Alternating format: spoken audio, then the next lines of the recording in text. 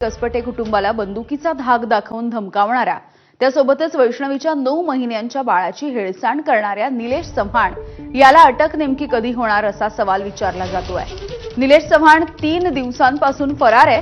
निलेश चव्हाणवरती वारजेच्या पाठोपाठ बावधन पोलीस स्टेशनमध्ये सुद्धा गुन्हा नोंदवण्यात आलाय।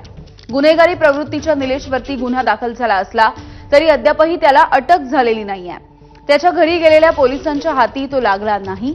घरामधून पोलिसांनी त्याचा लॅपटॉप जप्त केलाय। निलेशचा मोबाईल सुद्धा बंद आहे। तो सापडत नसल्यामुळे त्याचे वडील आणि भावाची सुद्धा चौकशी करण्यात आली। निलेश चव्हाण याच्यावरती अपहरणाचा गुन्हा दाखल करण्याची मागणी कसपटे कुटुंबियांनी केली आहे। मिकी घई आमचे प्रतिनिधी आपल्याला माहिती देत आहेत। मिकी, आपण पाहिलेलं होतं की निलेश चव्हाण आणि हगवणे या कुटुंबाचे जवळचे संबंध होते आणि निलेश चव्हाण याच्यावरती आता 2 गुन्हे दाखल झालेले आहेत। गेल्या 3 दिवसांपासून फरार असलेला निलेश अद्यापही सापडला नाहीये। यामिनी जर आपण बघितलं तर निलेश चव्हाण याच्यावर वारजे पोलीस स्टेशनमध्ये हगवणे अर्थात जर कसपटे कुटुंबीय जेव्हा बाळ घेण्यासाठी त्यांच्याकडे आलेलं होतं, बंदुकीचा धाक दाखवून त्यांना धमकवलं आणि बाळ देण्यास नकार दिला, या प्रकरणी गुन्हा दाखल आहे धमकवण्याचा। जर आता आपण बघितलं तर आज 3रा दिवस आहे, अजून सुद्धा निलेश चव्हाण हा कुठे आहे हे पोलिसांना अजून सुद्धा कळू शकलेलं नाही। यासाठी काही पथक देखील त्याच्या घरी गेलेले होते। त्याचा लॅपटॉप त्यांनी आणलेला आहे, मात्र ते लॅपटॉप पोलीस सुरू करू शकलेले नाहीत, कारण तो त्या लॅपटॉपला पासवर्ड आहे।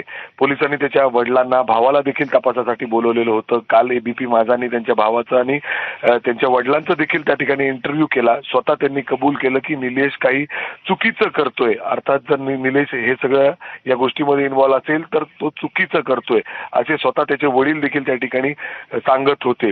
एवढंच काय तर आता दुसरा गुन्हा बावधानमध्ये देखील त्या ठिकाणी दाखल झालेला आहे। त्या 9 महिन्याच्या लहान बाळाचं हेळसांड ज्या पद्धतीने त्यांनी केलेलं आहे त्या प्रकरणी देखील त्याच्यामध्ये गुन्हा दाखल आहे। ते पोलीस देखील त्याचा शोध घेत आहेत।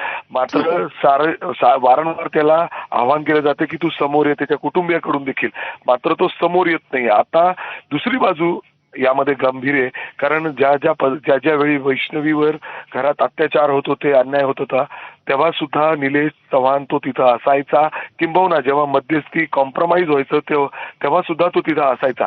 त्यामुळं वैष्णवीच्या आत्महत्या प्रकरणामध्ये सुद्धा त्याचा काय हात आहे का हे देखील पाहणं महत्वाचं असणार आहे। त्या गुन्ह्यामध्ये देखील त्याला घ्यायचंय का हे पोलीस पुढे ठरवतील, मात्र तो समोर का येत नाहीये हाचा एक मोठा प्रश्न या ठिकाणी उपस्थित होतोय।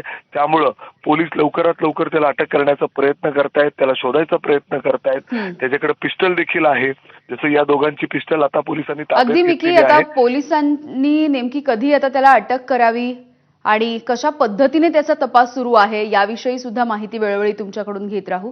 धन्यवाद आताच्या अपडेटसाठी।